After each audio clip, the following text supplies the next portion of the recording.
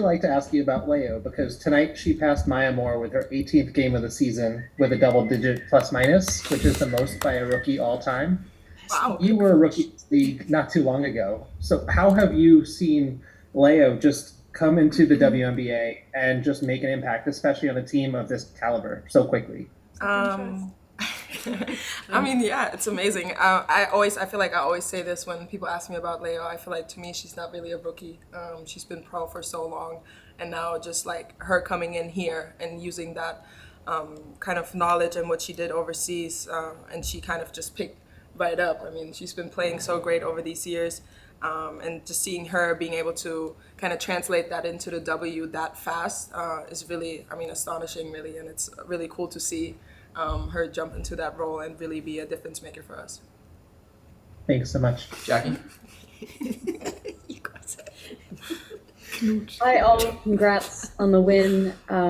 Sandy, for you, tonight you all had 40 points from the bench, which is quite a number. What is it about this bench group that was able to step up in a moment that meant a lot to this franchise, clinching the #1 seed? Yeah, no, a lot. And we talked about it all season long, just how they're going to help us have success. And these two, you know, everyone that stepped on the court, these two in particular, I mean, playing really great basketball. And, you know, there's no letdown, obviously. We can go to the bench and maintain a really high level. And we like it. You know, when we have balanced scoring, I think that's when we're most dangerous. Yeah, so it was a great result. But to get 40 points, I don't remember the last time we had that. So happy with that. We'll go to Doug. Hey, Sandy, what does it mean to clinch this #1 seed throughout tonight to sort of take some of the pressure potentially off of Thursday? Now you can do whatever you want with the lineups and play whatever you want minutes wise and not have to worry about trying to get to that #1 seed still. Yeah, no, it was important for us. It was one of our goals that we set out, you know, trying to get that home court advantage. Now, obviously, we still have to take care of our business and in the playoffs, the first round, second round. I mean, we know it's going to be extremely hard, but getting home court, we have a great, you know, obviously arena. We have great fans, so we'd want to play in front of our fans as much as we can. So, yeah, first time for the, is it the first time for the Liberty? Yeah, doing this? Okay, so we're happy about that. But like I said, big picture here, what we do against Atlanta, you know, obviously we're not going to overplay anyone. We didn't really have to overplay anyone today, so I think that's good for us going into the playoffs. We'll go to Michael. Yeah, this is for Coach. As much experience as you've had over the years preparing for the playoffs, I know you still have one regular season game to go, and as much experience as you have with these players, what are some of the things you'll talk about over the next week getting ready for the start of the playoffs? Yeah, I think we started talking about it, you know, obviously after Minnesota, is that, you know, they were playing playoff basketball and we weren't, so we have to learn from that. And, you know, we put the emphasis tonight on, okay, it's playoff basketball now. So these games are very meaningful. It was clinching the #1, but, you know, the ones that haven't been in the playoffs before, it goes to another level. And you can't just snap that on. So that's our focus. It's just that mentality and the extra level we have to go to, the extra physicality. How we have to play better if we want to, you know, obviously to win any game. So that's, you know, that's what we're talking about. But most importantly is continue to trust what's got us here and making sure that we're playing in the right way. Thank you. Jeff? Good evening, all. Congrats on the win. Congrats on clinching the #1 seed. My question will be for the players, if they don't mind, of course. Coach Brown, this team has appeared to have adopted the mantra introduced by John Paul Jones of, quote, "We all we got, we all we need." What do those words mean to you guys as players, as a team, and how do they help you get through tough situations like the ones you guys went through on Sunday? Yeah, I mean, I would say it was a really cool thing kind of that JJ and KT brought to the team. I feel like it's something we needed, especially going into the playoffs. And it really is quite literal. I would say, like, we are all we got. Like, this is kind of like now going in, like, this is our kind of bubble. And that's kind of also all we need. Like, we're going to be the ones that are going to be in charge of our, like, destiny. We're going to be the ones that are going to either play hard or not give it our all. Like, it's really quite literal. And there's nothing, like, we don't want any, like, outside noise or any, like, things we can't control. kind of affecting our run in the playoffs. So it really is that, like, we are in control of what we do, and that's all we need to succeed. Appreciate your time and insight. Congrats on the win. And number one, safe travel. Alfred? Hi, this question is for Coach. Hello, Coach. Tonight, the team was able to finish with a season-high 50 points in the paint.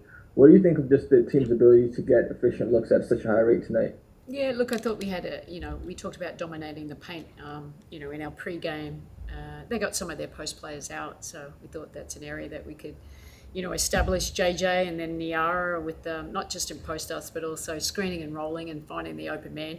But we cut, our cutting was good. We had appropriate cuts. Sometimes we cut too much and we kill the spacing, but I thought we had appropriate cut and attacked their overhelp and got some easy baskets at the rim. And then one follow-up. Tonight's also the first time Leonie and Nyara's had double figures in the same game. So just how has it been to see, their development and their growth throughout the season? Yeah, it's been fun. It's been fun to watch them. They have great chemistry, obviously, them playing together. You see the chemistry that Nyara has with Sabrina, obviously, for obvious reasons here. They're both key players for us, and Nyara's had to struggle with a few injuries, early, but she's so critical to our success, and we've seen what Leo's been able to do. So, they're young, but they know how to play the game and play the game in the right way. Great, thank you, Coach. Lucas? Yeah, Mish.